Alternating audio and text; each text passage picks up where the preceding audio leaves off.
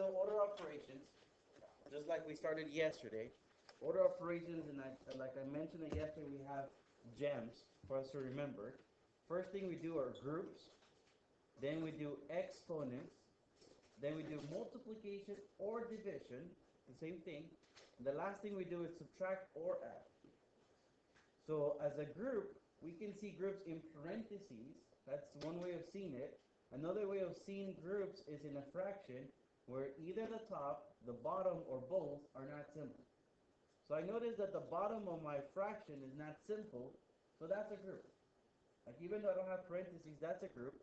So let me rewrite this as 4 times 3 minus 10 over 2. Right, I simplified 1 plus 1.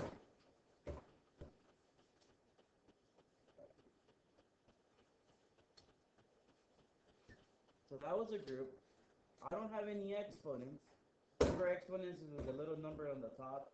I don't have any. Multiplication, division. I see a multiplication sign there, and I see a division there as well. A fraction is division. So I have to treat them the same level from left to right. I know 4 times 3 is 12 minus 5. Right? 10 divided by 2. Keep in mind I copy the minus sign in between it. And then I just look. 12 minus 5 is 7. Right, the last thing I'm going to do is subtract or add unless it is in a group. Alright, looking at question number 2. I see a group. That's easy to see because I see a whole parentheses. Within that group, the rules start all over again. So I look to see if I have another group in there. I don't have any. I look for exponents. I don't have any. Multiplication and division. I see a multiplication there, and I see a division there. So the group itself, I'm going to call it 20 minus 1. Right, notice I did my multiplication and my division. 3 divided by 3 gave me 1. So within that group, I'm looking at the whole thing. 20 minus 1 is 19. Now, this times 2 at the end, let me just bring it down. So we're going to call that 38. Remember, the last thing I do is subtract or add, unless, obviously, it's inside the group.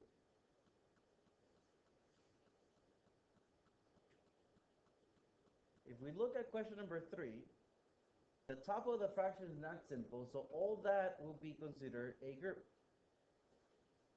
Within that group, I have another group, so I have to do that group first. And I know 6 plus 2 is 8, so my top looks like 8 times 2, which is better known as 16. And then divided by 4, because you simplify the bottom, right? 6 minus 2 is a whole group. And then at the end, it looks like a fraction, but I know a fraction is division. 16 divided by 4 is 4.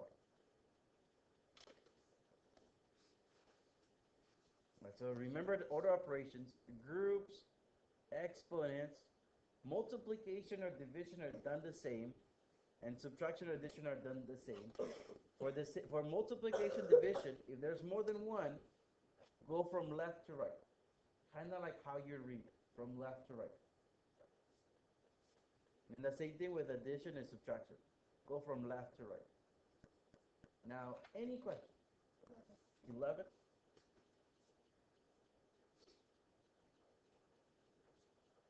Looking at 11, I'm going to consider the whole bottom part of the fraction a group. Within that group, I see another group here.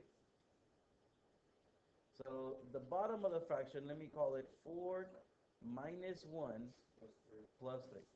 Remember, the minus 1 came from that group. It's all subtraction addition. I know 4 minus 1 is 3. 3 plus 3, it's 6. So just the bottom of the fraction is 6. On the top, let me just bring my 12. And then 12 over 6, 12 divided by 6 is 2. Number 4. Okay. Look at number 4. I see a fraction where either the top or the bottom of that simple. So that's what I'm going to consider a group.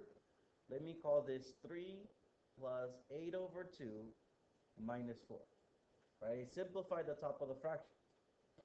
So that was my group. I have no exponents. For multiplication or division, I see my fraction. That's division. So let me rewrite this as 3 plus 4 minus 4. Then the last thing I do is subtract or add. I think we can agree that's 3. 3 plus 4 minus 4 is 3. Any other questions? 10.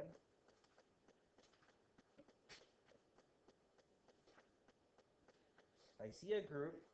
Within that group, I'm going to start my rules again. So I see no groups, no exponents. Multiplication, division, I see 1.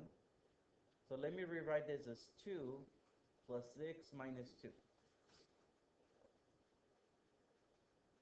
Then the last thing I do is subtract or add. I know 2 plus 6 is 8. 8 minus 2 is 6. So my whole group is 6.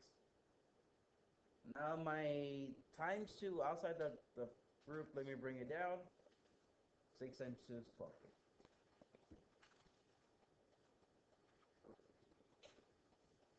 So, right, yes. 8. All right. Looking at 8, I see no group. I see exponents. 1 squared.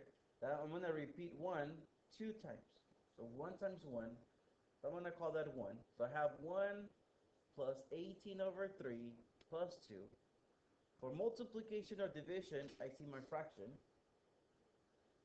So let me rewrite that as 1 plus 6 plus 2. And then addition, subtraction at the end, 9.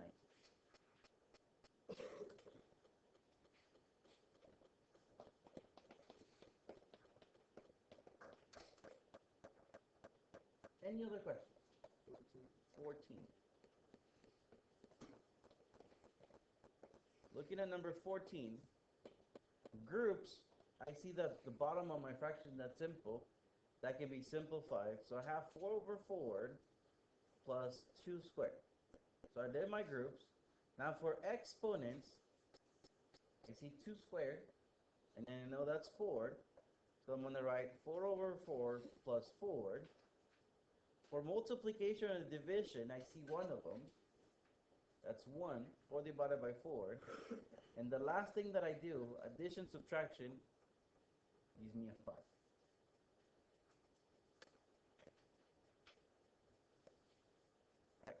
Any other questions? 13. Groups first. I see a group there, and then I see another group there. The first one is 1, right? 5 minus 4. The other one is 2. I don't want to just put them together because I don't want them to look like a 12. So I'm going to keep them in parentheses to keep them separated. So I have 5 times 1 times 2. When two numbers are put together, that's times. But I'm going to, for multiplication, I'm going to go the one on the left first. 5 times 1, and then times 2, 10.